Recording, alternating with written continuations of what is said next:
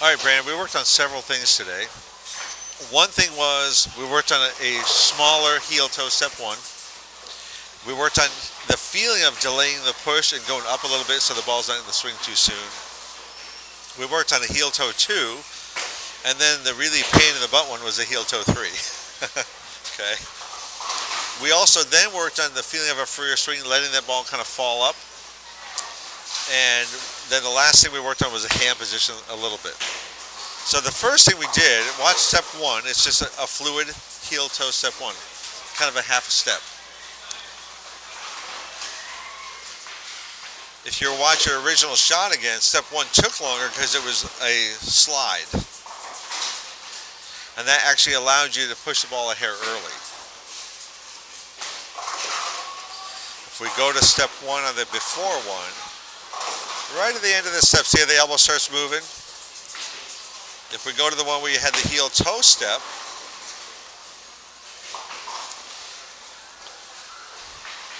you didn't move the arm. Okay, so much better. Then we start to work on the push rate a little bit.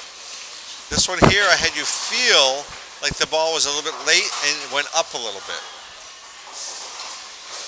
So you can think slower, you can think up, you can think slow and up a little bit. And really, it's just we're fooling your muscles into not being down and quick. Okay?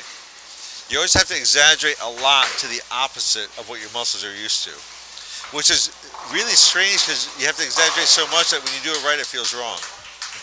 That's why you need a visual aid when you work on stuff. Okay?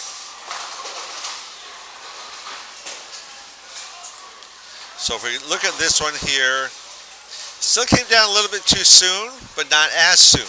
So we did another one. And this one here, remember I was out there on the approach and I wouldn't let the ball come down early? And then I said, I want you on this shot to hold the ball up above the waist into your third step.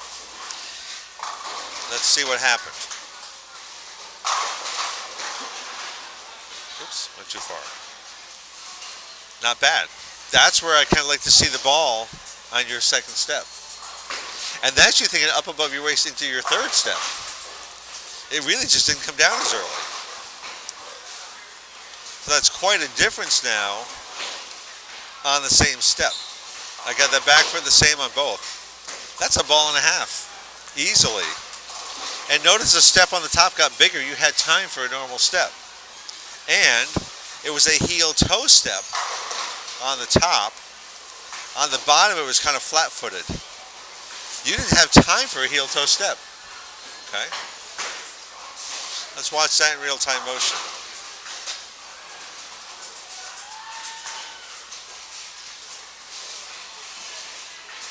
Okay. Much better. So we slowed your feet down without working on your footwork, which tells you the fast feet weren't the issue. They were a result of the swing. And the worst thing you can do is slow your feet down without changing your push away, because then you'd have a quick swing with slow feet. That doesn't even sound like it would match. Okay? Really nice. And the funny thing about this is, if you remember when you did that shot, it felt really strange until you saw it. Because it doesn't look strange. Okay?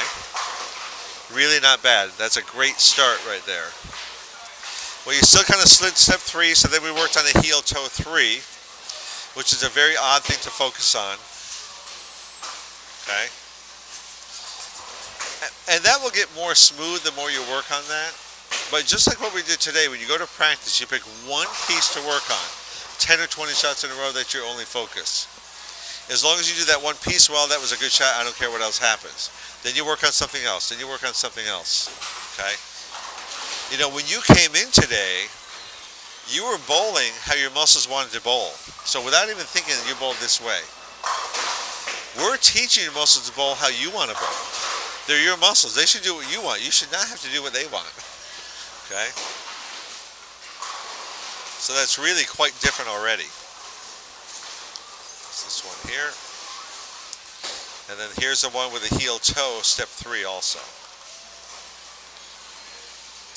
In my opinion, the more important thing is what's happening with the push away. Because this one here, you had the heel toe, but I think the ball still came down a little bit too quick because you were thinking about your heel toe.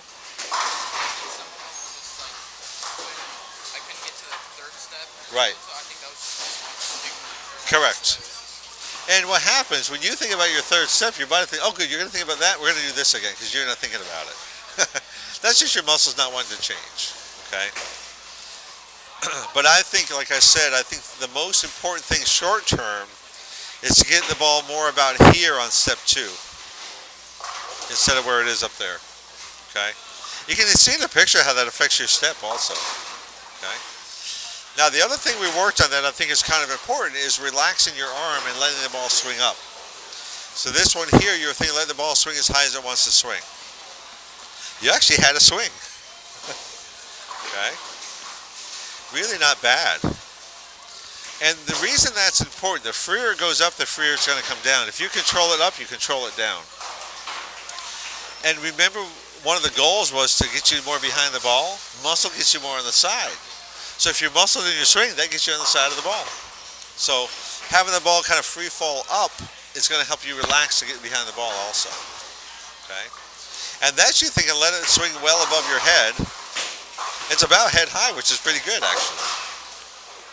Okay? If we look at that swing, I mean look at that, you have a head high backswing. Very nice. If we look at the original shot, right there is the height of your backswing. That's a good ball different at least. Okay? And that's going to give you ball speed without having to pull. Okay? Much, much better. And that's the other thing that's really cool about the video. It shows you visually of how your mind controls your body. We see different motion based on different thoughts. It's a big mind game is really what we're playing.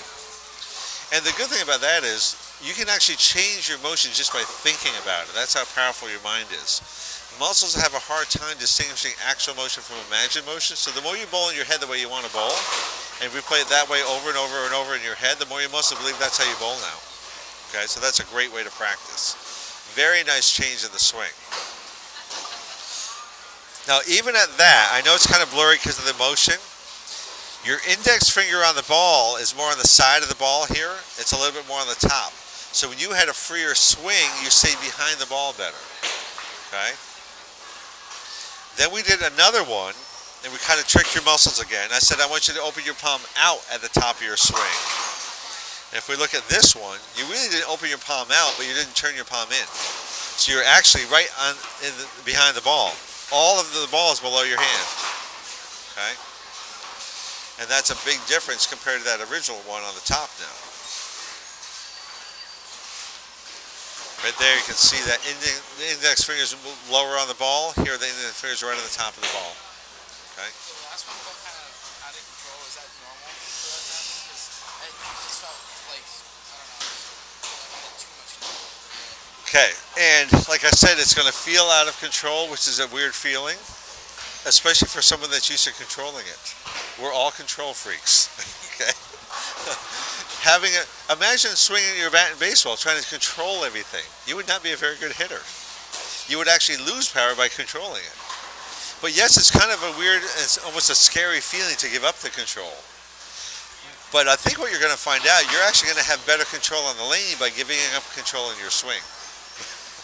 We always want kind of athletic and fluid, not athletic and muscled. Okay? It's hard for the brain to believe you can get power without the muscle. But any swinging sport, whether it be bowling, golf, baseball, or bat, has a lot to do with timing, leverage, and balance for power. It does not have a lot to do with muscle for power. And in those sports, the more you muscle, the less effective power you generate. Okay? Now, the last couple shots we worked on, I didn't record them, but I just had you think a little bit late push and relax, late push and relax. And that's just kind of a good compromise. To where it teaches your body to be a little bit less early. When you think about relaxing, it's harder to control the backswing. Okay? And the whole reason we work on all this little stuff is to enhance ball motion. The ball wasn't overhooking as much. You could move a little bit further right. You could probably use a little bit stronger ball. Okay? When you're more muscled, you're forced further left. You're forced into weaker equipment. That should be a choice, not a requirement. Okay? All right, everything makes sense? Good. Excellent job. Let's stop recording here.